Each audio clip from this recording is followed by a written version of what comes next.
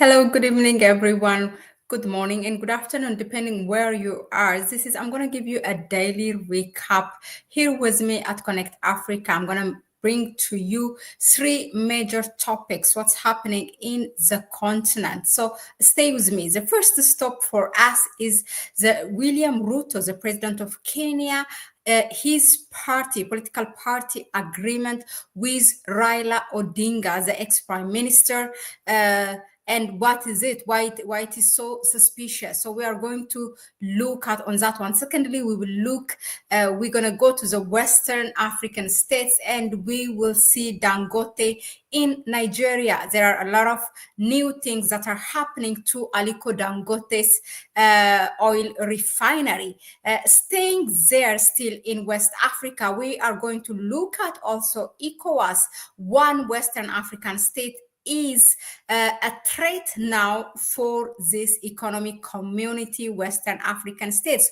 Who is that country? If you stay with me, I'm going to spill all the tea on these three major topics.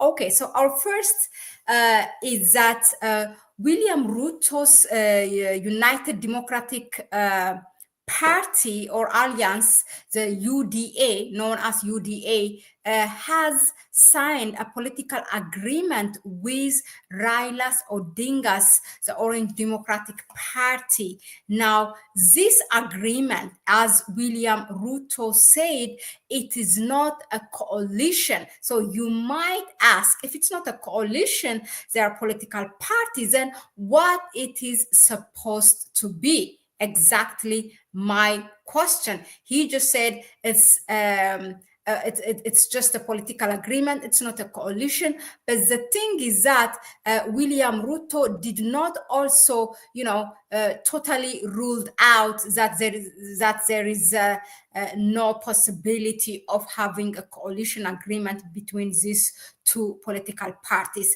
Now, why do I call it suspicious? Here is the thing, okay? Raila Odinga, who is from ODA, the Orange Democratic Alliance, he is the leader of this party, and he was the ex-prime minister, the former prime minister of Kenya under the Uhuru Kenyatta's regime, the president that was before William Ruto. So when William Ruto came to power during the campaign, Raila Odinga was his major opponent, running for to be a president in Kenya. So they were two opposition parties, the United Democratic Alliance and then the Orange Democratic Alliance. These are two major opposition parties in Kenya. So William Ruto eventually came to power and Raila Odinga did not make it. If you all remember, in 2022, after Ruto came to power, there was a lot of chaos, as it is usually what's happening in Africa, and particularly also in Kenya after elections have been made. And that election was said to be sponsored by Raila Odinga, and Raila Odinga being sponsored by the foreign powers. Now, in any case, I just wanted to reveal to you these are opposition parties. Now, fast forward in 2024, Raila Odinga was a candidate for the African Union Commission chairperson position. So in the past 6 months or 8 months, he was busy campaigning for this position. And of course, endorsed by William Ruto, because one of the rules of the African Union is if you are running, your country has to, the president of your country has to endorse you, and then your region as well. So he has got the blessing of William Ruto, and he started to run. And William Ruto has also sponsored all his campaigns and lobbying in African countries, more than 1/3 of the continent. He has traveled and met the presidents, mediated by William Ruto, flying with private jet, basically spending all the taxpayers' money of Kenya. So, and he has been accused about that why you spend all these billions of Kenyan shilling for the person that we don't even know that he will make it to be the African Union chairperson position or not. So, but the other thing is that the interesting thing is that for William Ruto, the first major achievement, to make Raila Odinga to be the AU chairperson, the AUC chairperson, is that this was an arranged a political exile to send Raila Odinga far away so that he will not be a troublemaker for William Ruto. And the next round of election is approaching. It is in 2027. So for him to put far away his major opponent is really a blessing in disguise. So he really took it personal, and then he donated all that money and he facilitated all the meetings with the presidents. Like, this man was really running under the shadow of William Ruto. Now, he didn't make it. What happened finally? The election happened during the summit, the AU summit in Addis Ababa last month in the middle of February. And guess what? Raila Odinga has lost. And many political analysts from Kenya, particularly, have said that he lost because of William Ruto, because William Ruto is not a trusted leader when it comes to Africa. He is not walking his talk. He has deceived the continent so many times. And we all know that the Gen Z protest that happened for 6 months, it has been there. It's just, around the corner. And William Ruto is so much wanted by his fellow citizens to really be removed from that position of being a Kenyan president. So they know that if William Ruto is not walking his talk, so as per the analysts, and which also I agree to, if he's not really walking the talk when it comes to Africa, he's just doing this Pan-African rhetoric and playing with the emotions of millions of the African youth. But we see doing quite the opposite against those Pan-African values, against what has been put by the African Union. So they don't trust him. And that's why they say those countries, although they say they have endorsed him, it was 7 round of elections that has been made to really reach to the final, the final round and get that chairperson of the African Union Commission. So we have seen Raila Odinga's vote getting lower and lower. So this is all due to Raila Odinga. I mean, this is all because of William Ruto. He's not a trusted leader in Africa, and he's not a favorite of many of the African leaders. In fact, all those meetings that has been facilitated by him for Raila Odinga and as for other African heads of states were actually made just for a courtesy of William Ruto. It was while those countries knew actually they are going to endorse another candidate that's running for the AUC chairperson position. So that is it now, because this plan A, sending in exile of Raila Odinga, now has failed. This is a plan B. Then he's come back to his country, and he might continue to be a troublemaker for William Ruto. So he has to have some kind of agreement with him. And perhaps this is what happened behind the door that they don't tell you, of course, for public, that when William Ruto has taken this campaign for Raila Odinga, he took the matters in his own hand. So he told, look, listen, you're elder, Baba Raila Odinga.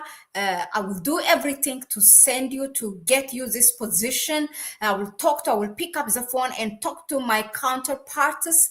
But if you don't make it, you will sign a political agreement with my party so that you will not trouble me for my upcoming, election. I mean, I'm pretty much sure this is what happened behind the door between William Ruto and Raila Odinga. So now the time has come to execute that plan B so that William Ruto can run his election peacefully. Well, it's not so much peacefully because it was just the other day, the impeached deputy president, I forgot his name, that he was removed by William Ruto from his deputy president position by getting, the parliament to vote for it.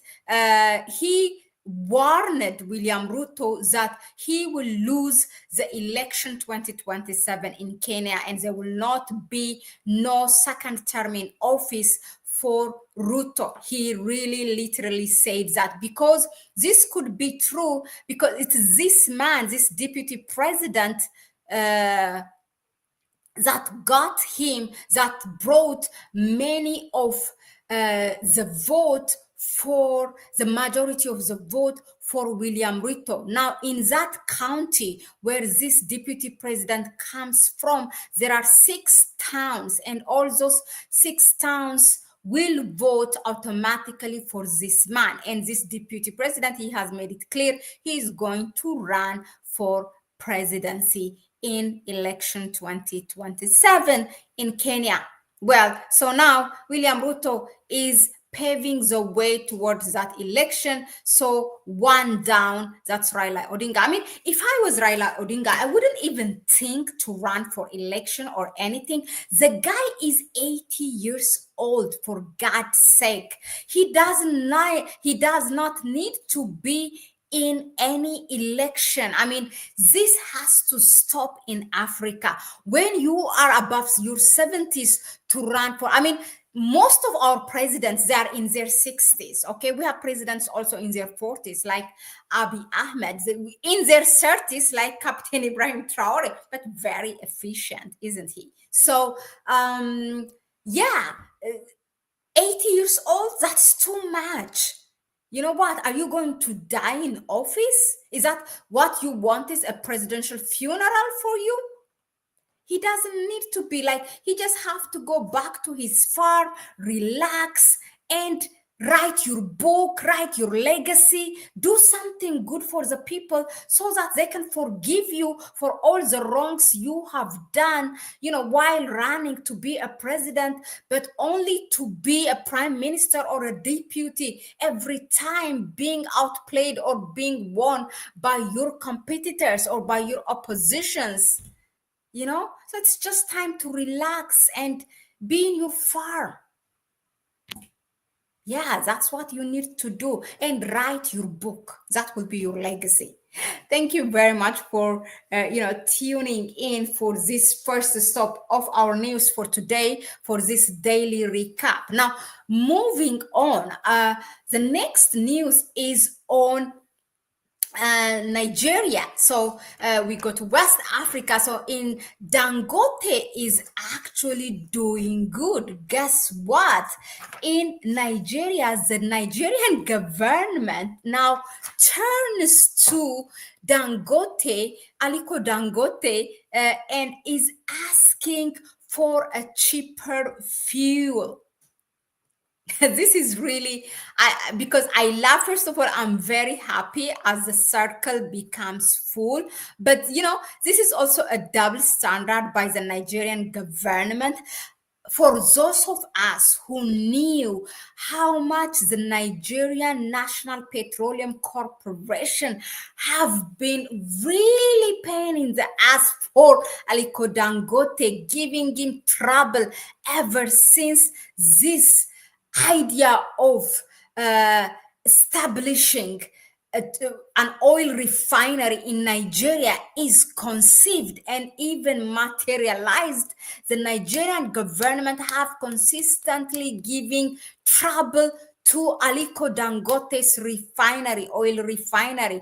Just recently, actually, what they have done is they have given for other 7 oil importers in the country to bring oil from outside, while this man is working hard to save the foreign currency of Nigeria, to save the economy of Nigeria. They are just bringing more competitors and spending and wasting the Nigeria's, this foreign currency that they really get it through loan. That is one. And secondly, you are fighting the Dangote Refinery with price. Dangote Refinery has done a lot in bringing down the price. He has cut the price. Right now, there is more than 100 naira difference in price, what Dangote Refinery sells to the people, to local people, and what the NNPC or these different oil importers are selling gas or oil, whatever those,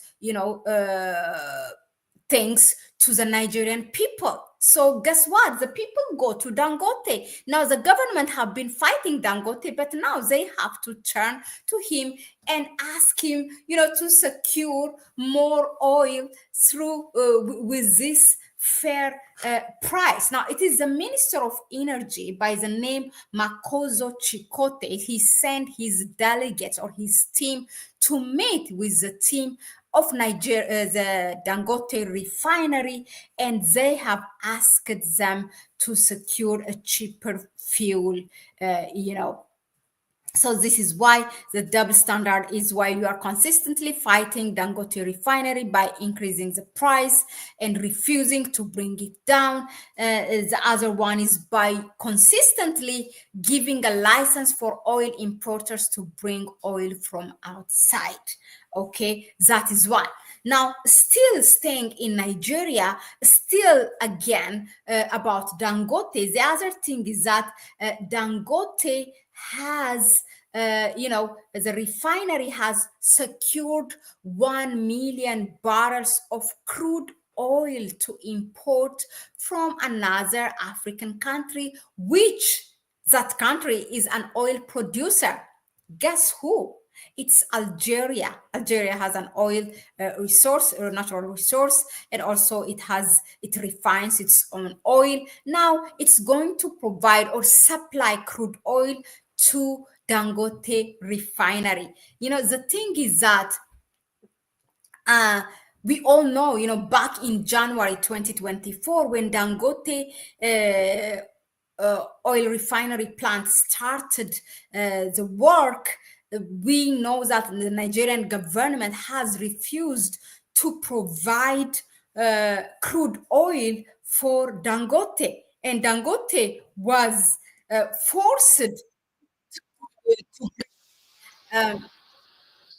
Dangote, sorry about that. Dangote was forced to import crude oil from as far as the United States, from Brazil, by paying millions of dollars, while he can get it, or the refinery can get it just from next door, from his own country. Nigeria is the largest crude oil producer. Now, thanks to Dangote, also oil refiner becomes, in the list of as an oil refining country.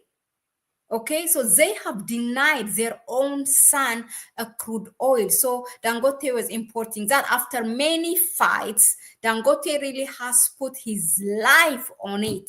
And after exposing the corrupted system of the Nigerian National Petroleum Corporation, known as NNPC, now he has secured also to get crude oil for the refinery. but still he need more, and he's not getting as as much as for what he's requesting. So he still diversify the supply of the crude oil for his refinery. So now Algeria has stepped in and is selling 1 million barrels of crude oil shipment from Algeria. This is well done. First of all, this is in practice of the African continental free trade area. Secondly, why I am happy is that, why?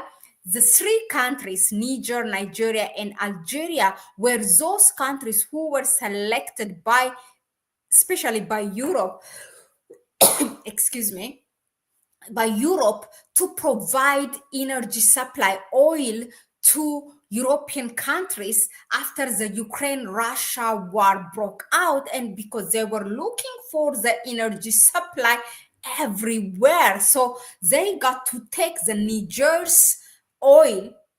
Niger is the one who is now in the Sahel states, Nigeria and Algeria, and it has a name, the Sahel pipeline or something. So from the three countries, from Algeria, then the destination will be to Europe, to France, and then they're distributing it to all over France, to all over Europe. So because Niger has joined the Sahel states, they brought that revolution. They have expelled the French military, the French ambassador, and they are taking matters in their own hands. So they said, no, that pipeline, that business, there is no way working. This is not benefiting our people. We are going to sign a new deal with other countries that benefits, that puts us equally on the table as a trade partner. And guess what? They signed that deal with China. And China has built the pipeline. But guess what? As France is using the neighboring countries, those puppets around in West Africa, so Niger don't have a port, so they have to use a port in a neighboring country after Benin agreed, and then they sabotaged them. And so they cannot export it after building and spending millions of dollars with a loan from China to be paid after 1 year of selling the refined oil. Can you imagine? Yeah, so now out of those three countries, Algeria and Nigeria are doing their own transaction and leaving, saying, forgetting France. You know what? We can do business between amongst ourselves. We don't need Europe. We don't need their currency. So that's why I'm so happy. This is what an African continental free trade area ambition is. And, that's exactly what they are implementing. So well done to Dangote, to Nigeria and Algeria. Okay, if it wasn't for Dangote, I don't think the Nigerian government will be importing anything from Algeria, because they are definitely serving the French government, that Bola Tinubu. Now, moving on, still on Dangote, staying in Dangote's business, you know what? Dangote has managed now, because of his price cuts, the fuel importers in Nigeria are facing a loss which is Naira 75 billion only in 1 month. If you do the math, that is like Naira 2.5 billion loss every day on a daily basis. Now, what is the amount of Naira 75 billion? I don't know. You can do that. You can Google it, and you can change that to dollars or euro, how much it is, but it's a huge amount. The thing is, so far now, as of now, Dangote is selling per liter Naira 825. I mean, the price range is 825, and the other one, the importers are selling at a Naira 927. So there is a difference of Naira 102. Okay, this is the difference between the fuel importers, those oil importers, and the Dangote refinery. So why do people, go and buy from the importers? Only to get even. It's not a qualified oil. It's a very low quality, substandard, as they call it. Even Europe is importing oil from Dangote. Even Europe is importing a jet fuel for their airplane from Dangote. Do you know that refineries in Europe are closing down because there is no high quality oil like what Dangote is doing? So now they don't have a job and they are forcing puppets like Bola Tinubu to buy their substandard oil. And that's what, when you have a stupid leader who is obedient, who is serving the neo-colonizers, does to your people, bringing unhealthy oil and selling it to your people, literally putting, the people health in danger. Yeah, so now the Dangote cutting a price on the oil has given a trouble or a problem to those oil importers. Right now, the Dangote oil is selling as low as 800, between 820 to 860. It's a different price in a different part of the country in Nigeria. So that's where it is. Well done, Dangote. Really, I'm so happy to be, to follow this story and bring it to you, because no other mainstream media, even in Africa, will cover this. Now, moving on to the last news for today, is still staying in West Africa. Excuse me. So, in West Africa, you know what happened recently? A West African state who is a member of Ecowas has expelled the Ecowas delegates from its country. This just happened a week ago. And that country, you may be wondering which country it is. It is Guinea-Bissau. Guinea-Bissau is a member of ECOWAS. It's a Western African state, and it has expelled,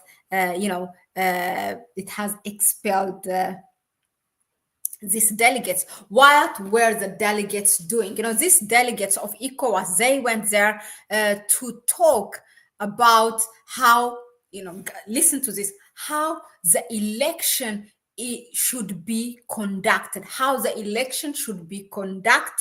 in Guinea-Bissau. They are monitoring. Okay, there's no other word for this. They are monitoring, and then when the election comes, to send an observer and to say, yes, it is democratically elected. No, it's not democratically elected. This democratically elected and or not, this is what the West is obsessed.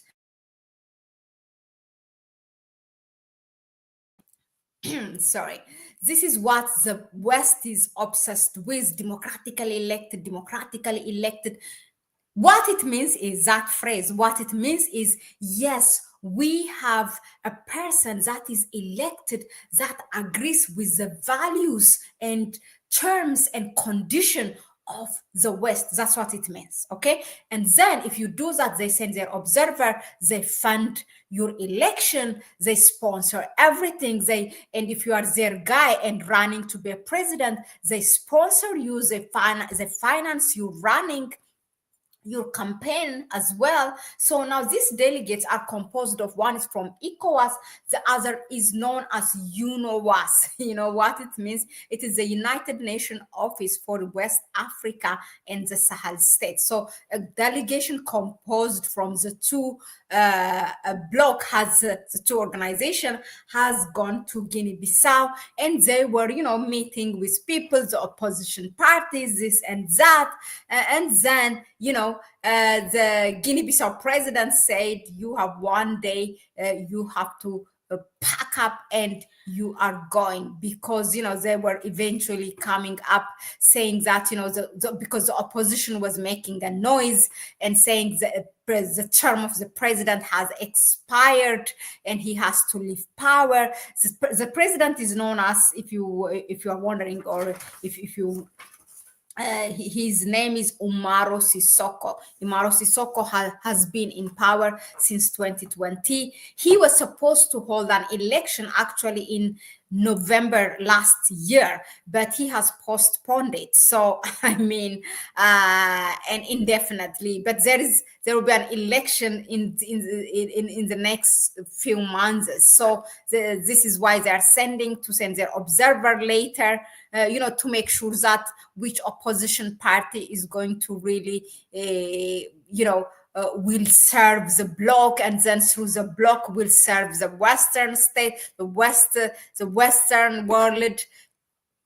And one day before this, also Omaro Sissoko was talking to President of Russia, Vladimir Putin. So you all know what that means. If you are really talking with Vladimir Putin, if you are lovey-dovey with South or with Russia or with China, that means you are completely standing on an opposite stand from the Western value. Okay, so that is where the urgency comes from. So they want to bring their own puppet. You know what bothers me? I really don't care if Umaro Sissoko of Guinea-Bissau stays in power or not, or whether he's doing right or wrong. What bothers me is this Ecowas bloc, which is full of dictators,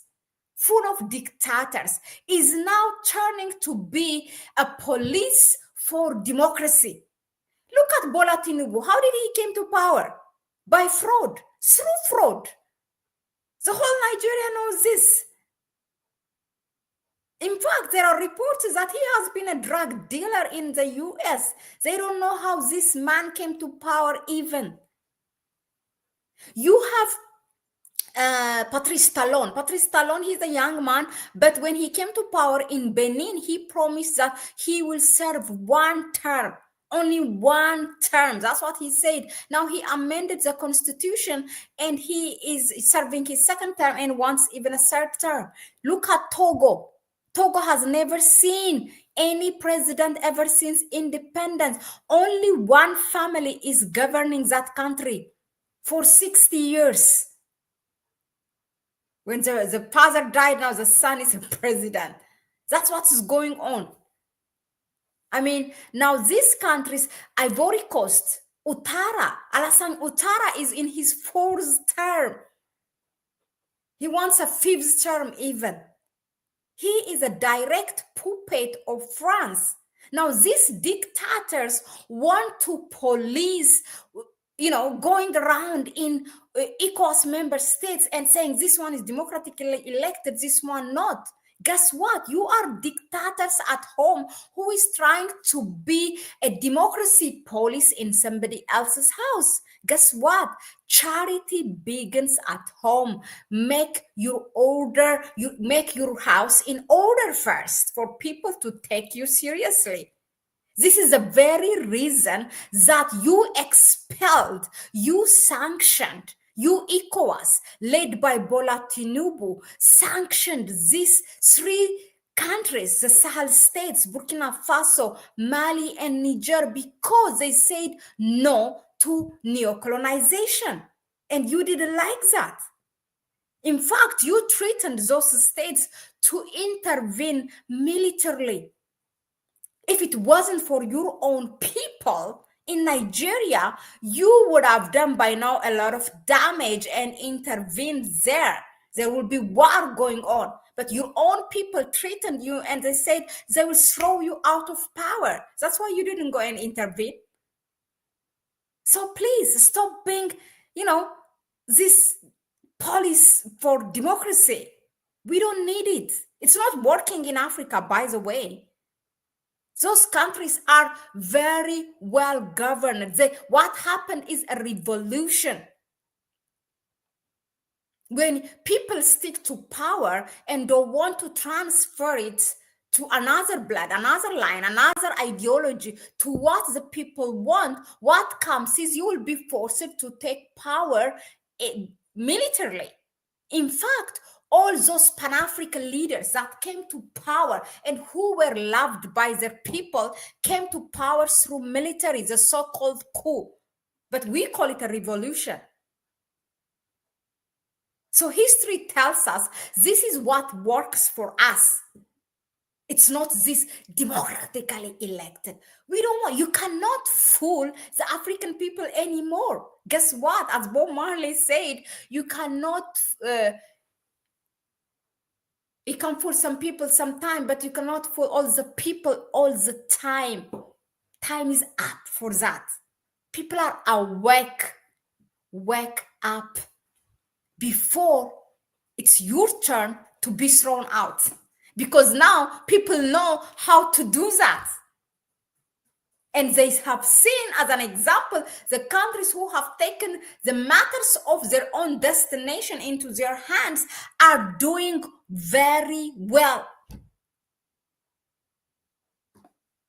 Yeah, so that's it for today, our daily recap. Thank you very much for tuning in. Let us know in the comment section, what do you think of this? I'll try to do this daily recap on a daily basis. If there is anything that's happening, you can send me an email. The email is in the description section. So I will select and bring, some topics and do this daily recap every day. Thank you very much again. Your suggestions, comments, question, everything is what really keep us going on. Here is our email address. You may please support our channel through our PayPal account. You can find it in the description section, and through buy me a coffee link, which again, the link is in the description section. That means a lot. So that will make us also independent and help us to be here very often, as a lot is going on in the continent. A quick shout out, David Nathan, Prince Baloyi. Hello, he was here from the beginning, or she. Oh, Prince is here, of course. Karazon, Aquino, all of you, thank you very much, and for your support. Yeah, I will see you on the next one. That's it for now. Bye bye.